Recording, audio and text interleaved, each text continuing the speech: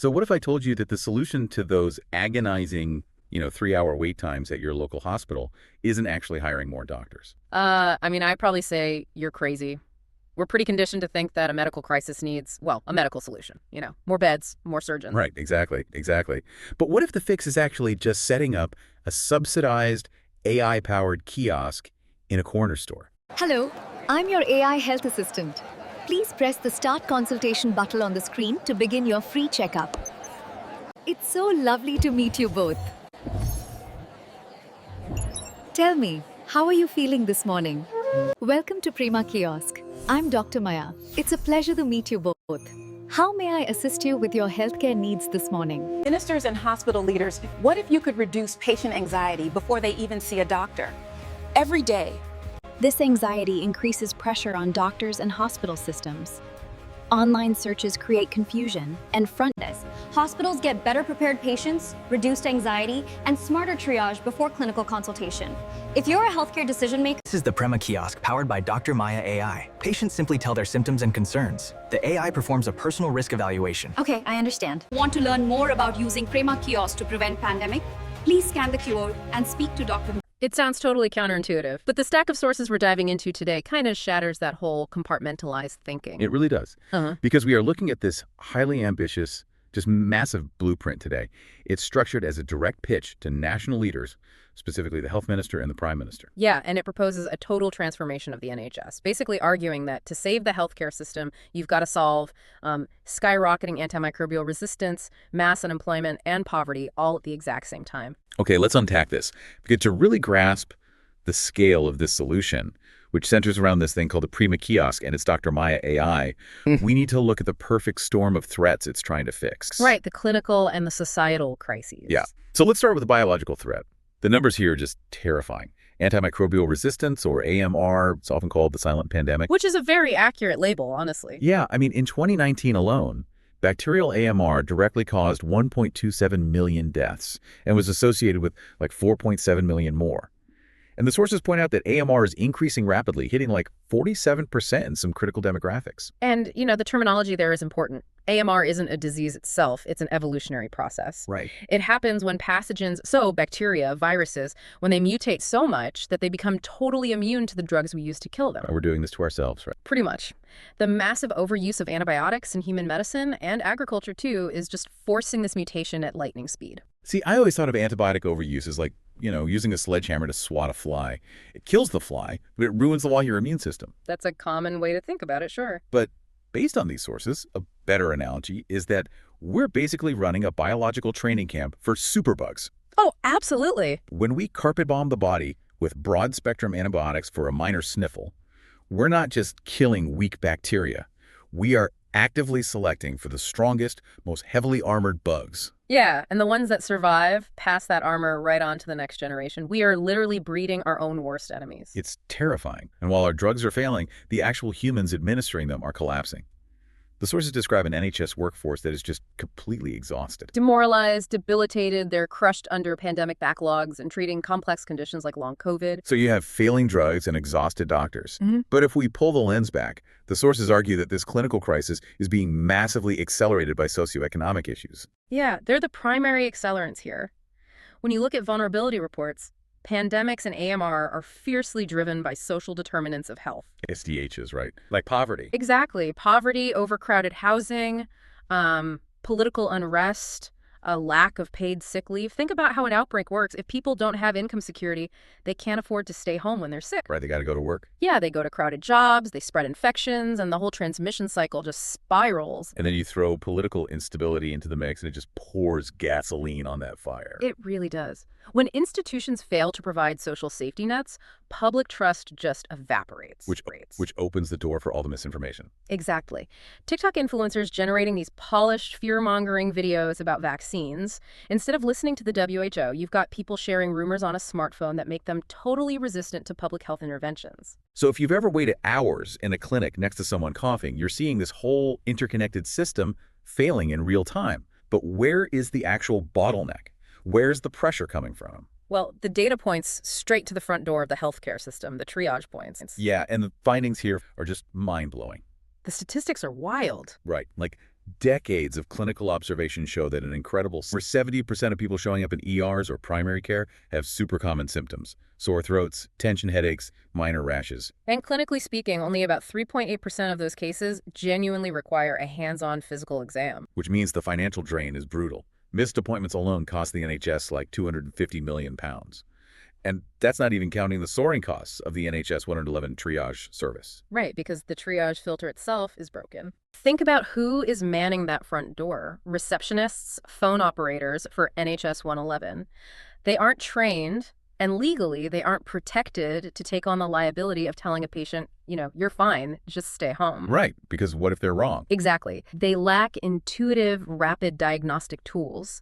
So because they can't safely differentiate the merely unwell from the seriously unwell, they play it safe. They just funnel everyone into the waiting room. Yes, and that sets off a really dangerous cascade.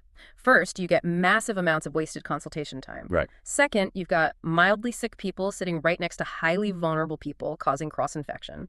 And finally, it forces doctors into defensive antibiotic prescribing. Oh, because they're rushed.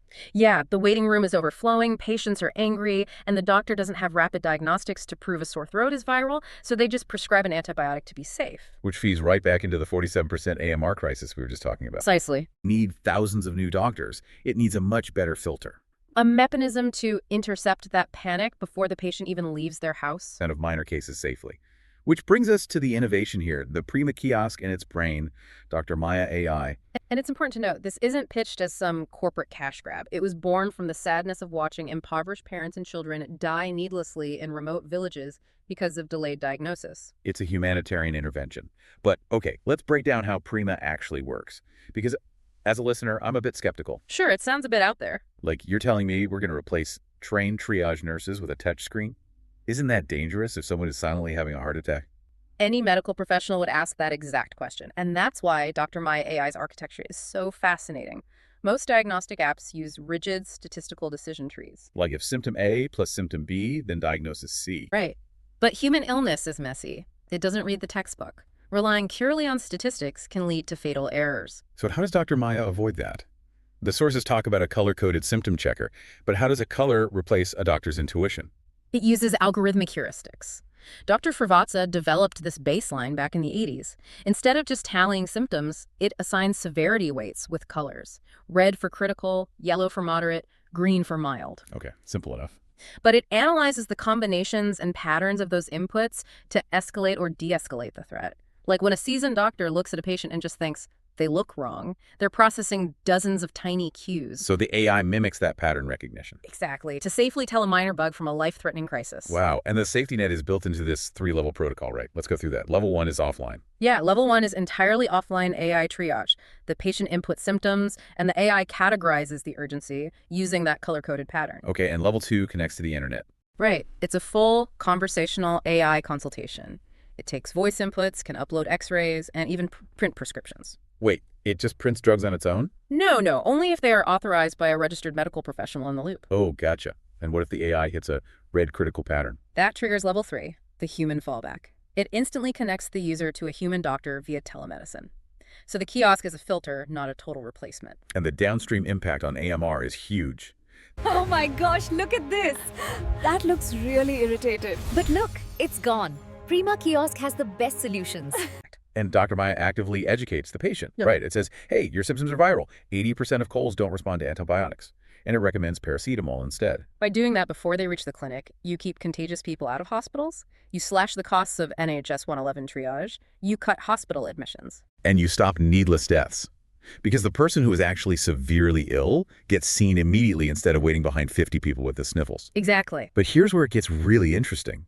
Because having a great medical tool is useless if people can't access it. How does a touchscreen help the 760 million people in India without smartphones? Or the 287 million illiterate adults globally. Right. Well, the Prima kiosk was engineered specifically for vulnerable populations. Illiterate women, street vendors, manual laborers. The interface is entirely visual and icon-based, and it uses voice guidance in regional languages. You can literally just speak your symptoms out loud to the machine. It bridges that massive digital divide. But the true genius is how it tackles poverty and unemployment. It proposes this microeconomy built around what they call Maya advocates. This is where it becomes an economic intervention. Unemployed people can buy a subsidized Prima kiosk for as little as 10,000 rupees. They set it up in a corner store and run it as their own micro-business. And look at how this heals the system from the ground up. You are creating viable jobs for families and councils that are just devastated by job loss right now. You secure their income, which means better housing and nutrition, which boosts their immune resilience. Yep. And it turns vulnerable community members into this decentralized public health workforce. It's incredible. You're treating the economy and the patient at the exact same time. Which brings us to the ultimate pitch directed at the Prime Minister, zooming all the way out. Right, the global disease surveillance aspect. Every time someone interacts with a kiosk, it generates anonymized symptom data. And the system is constantly hunting for patterns. If a cluster of kiosks detects a surge of severe respiratory issues, it triggers a BLUE alert. The suspected outbreak mapped in real time. Which changes everything. Traditional public health, like the WHO's 10-step approach, relies on waiting for hospitalizations to detect an outbreak. Like that waterborne Campylobacter outbreak in Aski, Norway? Exactly. Authorities didn't know until severely dehydrated people flooded the ER.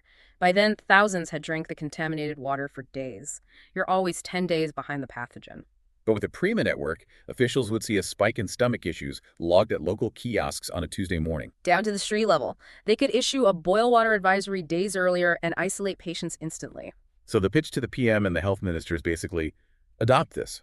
Integrate Dr. Maya AI.